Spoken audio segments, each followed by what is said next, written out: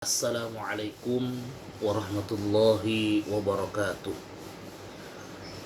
Alhamdulillah biidznillah wa ala ni'matillah la haula wa la quwata illa billah. Yang sama-sama kita hormati tutor daripada moderasi beragama Bapak Jauharuddin. Mudah-mudahan selalu dalam keberkahan dari Allah Subhanahu wa taala. Pada video ini saya mencoba menjelaskan daripada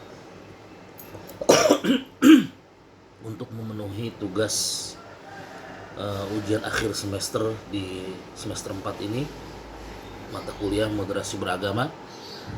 Adapun moderasi beragama adalah dalam perspektif Islam dan kebangsaan, sikap beragama yang menjunjung tinggi keseimbangan, toleransi, dan saling menghormati dalam perbedaan keyakinan serta menolak segala bentuk ekstremis dan kekerasan atas nama agama. Jadi yang namanya moderasi beragama adalah menjalin ukhuwah daripada basyariyah, ukhuwah watoniyah, ya, secara kemanusiaan maupun secara kenegaraan.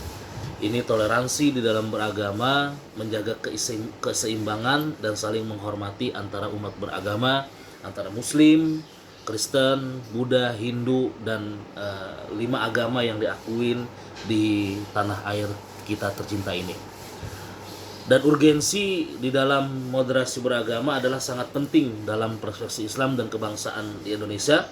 Secara Islam, moderasi beragama berarti memahami ajaran agama secara seimbang dan proporsional, menjauhi ekstremis. Jadi menjauhi segala pemikiran-pemikiran yang ekstrim, pemikiran-pemikiran yang radikal, pemikiran-pemikiran yang intoleran.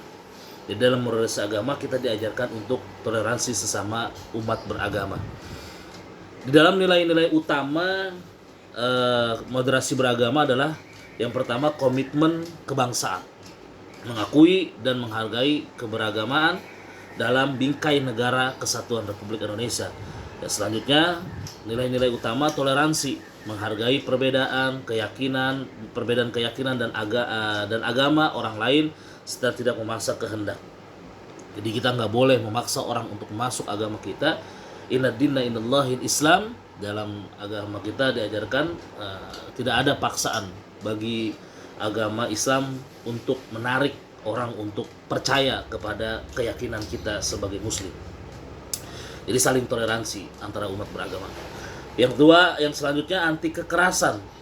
Dalam moderasi beragama ini kita diajarkan untuk menolak segala bentuk kekerasan, baik fisik maupun verbal atas nama agama. Nggak boleh kita yang berbeda agama, berbeda dengan keyakinan dengan kita, lalu kita musuhi, kita pukul, kita kata-katain Tuhan mereka.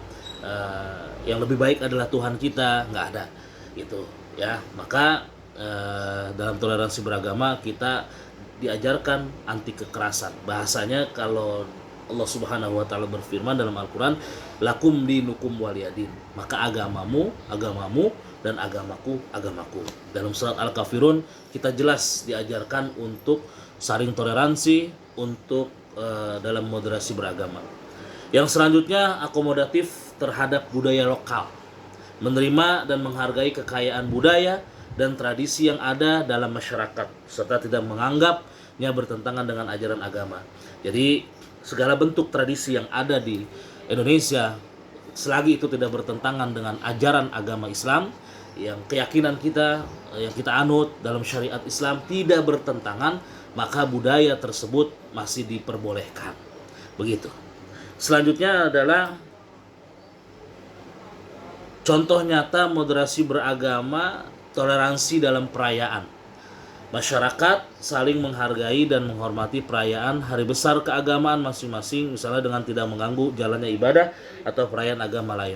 Di kampung kita sering tetangga kita orang non-muslim, mereka beragama Kristen umpamanya, lalu mereka merayakan hari Natal, merayakan perayaan-perayaan mereka, maka kita sebagai Muslim tidak harus tidak mengganggu mereka. Kita saling toleransi, Ya, mereka juga ketika kita merayakan hari raya Idul Adha, Idul Fitri, maka mereka pun bertoleransi dengan kita. Generasi muda memiliki peran penting dalam menciptakan keharmonisan kehidupan beragama di era digital melalui pemanfaatan media sosial untuk menyebarkan nilai-nilai toleransi, moderasi, dan dialog antara beragama serta meningkatkan literasi digital untuk menangkal hoaks dan paham radikal. Kita sebagai generasi muda harus bisa mensortir, harus bisa menuntut ilmu, harus bisa berpikir cerdas, apakah itu beritanya benar atau tidak, dan kita pemahaman yang mengambil bukan pemahaman dari pemahaman radikal. Refleksi diri moderasi beragama dalam kehidupan sehari-hari tercermin dari sikap saling menghormati perbedaan keyakinan, menjauhi ekstremis, serta membangun hubungan yang harmonis antara umat beragama. Kiranya sekian yang dapat saya sampaikan. Mudah-mudahan kalau ada kesalahan, kalau ada kekeliruan, baik pengucapan, pelafalan, baik penyampaian, mohon dibukakan maaf yang sebesar-besarnya. Mudah-mudahan Bapak dosen, tutor kita mata kuliah moderasi beragama selalu diberikan kesehatan, keberkahan oleh Allah Subhanahu wa taala. Atas nama pribadi, mohon maaf lahir batin apabila ada kesalahan di dalam selama perkuliahan di semester 4 ini. Wallahul muwaffiq ila aqwamit thoriq. Wassalamualaikum warahmatullahi wabarakatuh.